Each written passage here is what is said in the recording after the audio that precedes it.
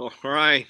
Good afternoon, my friends. My Wi-Fi is a little spotty today. I'm not sure exactly what's going on and if everything's working as it should, but we're going to keep going and we'll just see what happens. But man, it's been a minute since we've hung out in the afternoon. Hope you're doing well. Over the weekend, or actually Thursday afternoon, late evening, one of my good friends, an elder friend of mine, passed away.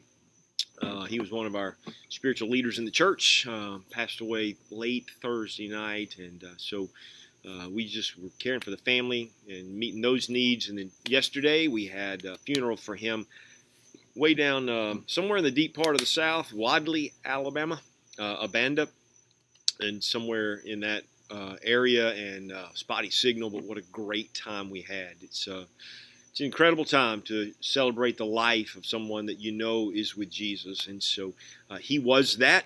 And so it was a good day. It's a difficult day for all of us because he was a larger than life kind of a guy. And so he's missed, and life is here, but for a brief time. So today we're talking about how to let your life get better. And man, I love this topic. It's been so fun. And I hope you don't mind the redundancy of things, but we really talk about the 7 areas of your life and my life that really matter, right? It's the area of fitness and finance and family and field. Those are crucial pieces. There's faith and friends and fun. All of those issues, you think about it, your life touches on one of those on a regular basis. And there's really very little outside of that doesn't encompass that, right? Because when we talk about fitness, we talk about mental health, emotional health, internal health, that is that we eat right, and then physical health, that is that we have strength and stamina.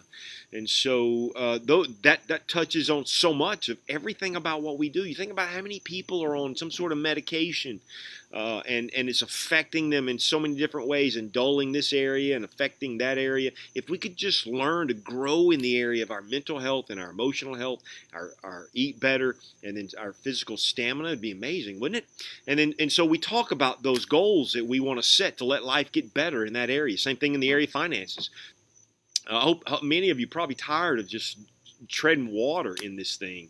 You want to be at that place where you are in charge of spending your money, and there's excess, and with that excess you're saving, and with that excess you're giving.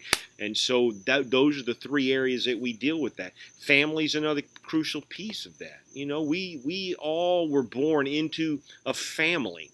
Now, you may have been placed in one through adoption or anything else, but there's a family that we belong to, and we should lean into them. They matter. There's a love that you have that's undeniable in that arena. Most of us, and then there's the area of your field, that area where you spend a lot amount of your time working. And so we want to help you get better in those areas. Our faith, and to grow deeper and stronger in that faith, to learn what it means to love the Lord our God harder, and to love our neighbor as ourselves. What that looks like. Our friendships are crucial. They're the ones who carry us into the battle and stand shoulder to shoulder with us, and they're the ones that we can confide in and share the things that are going on in our life. And then there's just fun, just the sheer enjoyment of life under the sun that God has blessed us with. And so as we look at those areas, we want to grow in balance, right? We don't want to be all cattywampus, if that's even a word, cattywampus in one area and flat on the other. We'd like to have balance in those areas. And with that balance, we want to see ourselves continually to grow, because as we do those things, we find our purpose. And so we've been talking about this, and we talk about how to set goals in order to make those things happen. What can I do to let life get better in each of those 7 things? Not what has to happen. What do I need to do? I can only control what I do. I can't control what you do. I can't control my circumstances in many ways. I can only control what I do, what I think, the attitude of which I allow that thought to transfer into an emotion, and then where my feet carry me, the behavior that always flows from that. So we ask the question, how can life get better? Now, as soon as you start trying to grow in those areas, it will feel like the whole world is conspiring against you to keep you from doing those things. That's really not that. It's the flesh. It's Satan. It's just the world system. And so we call these things strongholds. And there's 7 of these strongholds that if we can get a chokehold on will change us. If we can overcome fear. Fear is a terrible stronghold. We talked about that. We talked about guilt and how it keeps us from attaining goals that we want to do. We talked about anger. We talked about self-sabotage. We talked about laziness and envy and a lack of focus. And so once we handle those things, once we know, oh, okay, that I'm recognizing that, we just press forward. But then there are certain things that we call accelerators. These are attitudes that when they become at home in us, it's a game changer. So we've seen 5. We'll look at the 6th one today. We'll look at the 7th one tomorrow. But they are the aspect of gratitude. If you can cultivate gratitude, a grateful heart, a thank you attitude about everything, that you aren't deserved anything, you shouldn't expect anything. So when things come into your life, there's a gratitude about what happens. It's a game changer. It propels you in these 7 areas like nothing else. When you're grateful for the kids that you have, not the kids that you want them to be, right? Not oh man, I wish my kid were like that, but the kid that you have. When you're grateful for the kid that you have, it's a game changer. We talk about love. How powerful that is, just to get the eyes off of ourselves and on to others, and just to fall in love with people, with our family, with our work, with our friends, all of those things.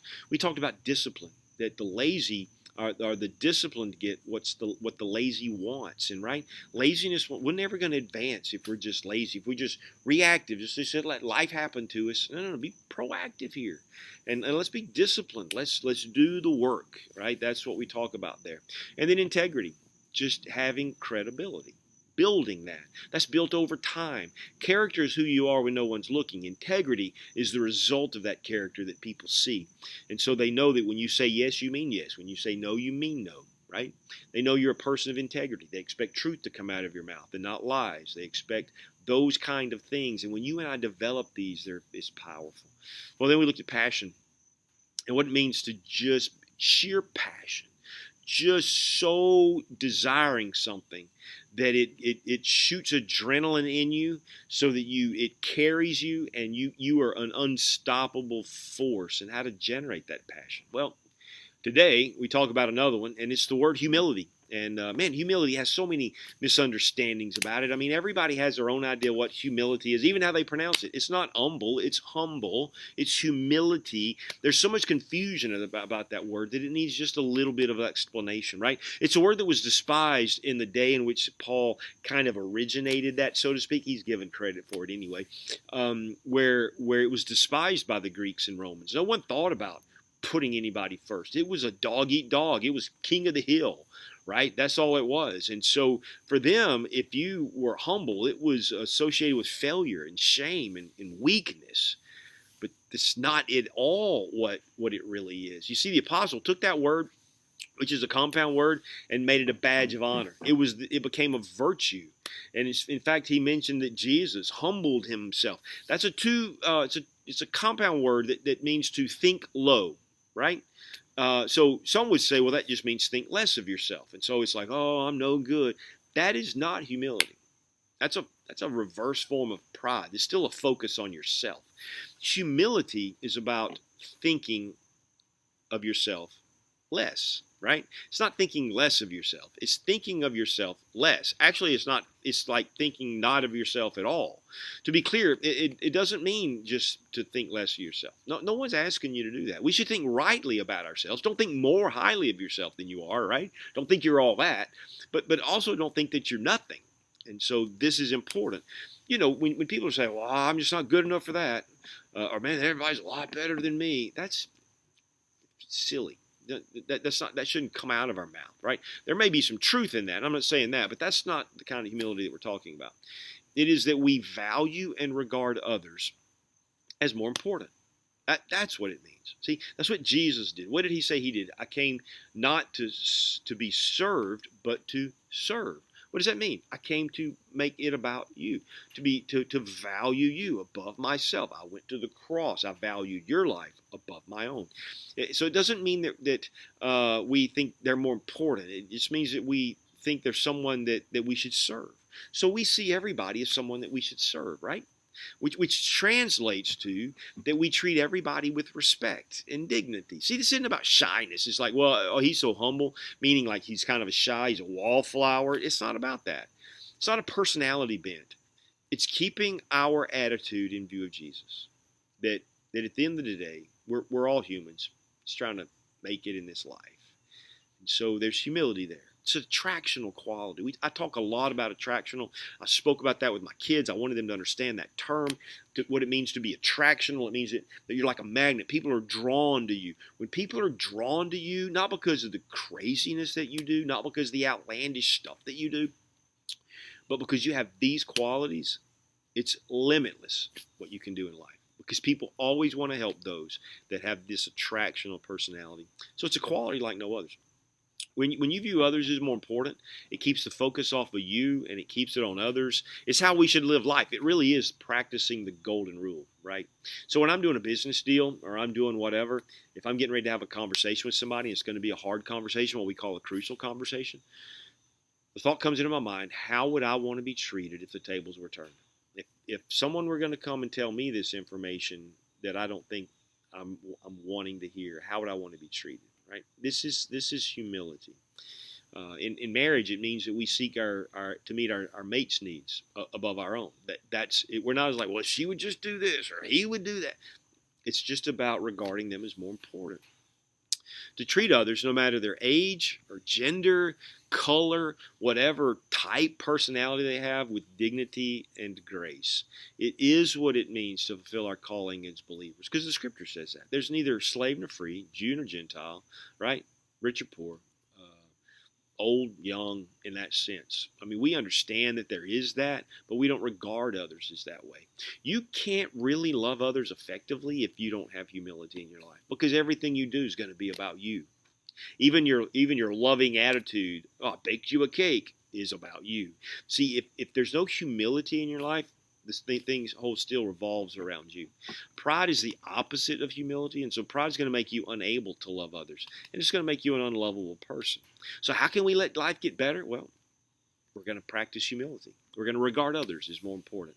Man, if you want to celebrate in those 7 areas of family, faith, friends, field, finance, fitness, and fun, you got to have this quality in your life. So here's the thing. Today, or tomorrow, whenever you're going to do it, why don't you go have a conversation with a friend, family member, whoever, and just get to know them. Don't try to be somebody. Just make the conversation about them and see what happens. All right? Man, until tomorrow, Lord willing, y'all have a great night, great afternoon. I'm going to go eat some dinner with some friends and do a little writing, and then, Lord willing, I'll see you tomorrow. Have a good one.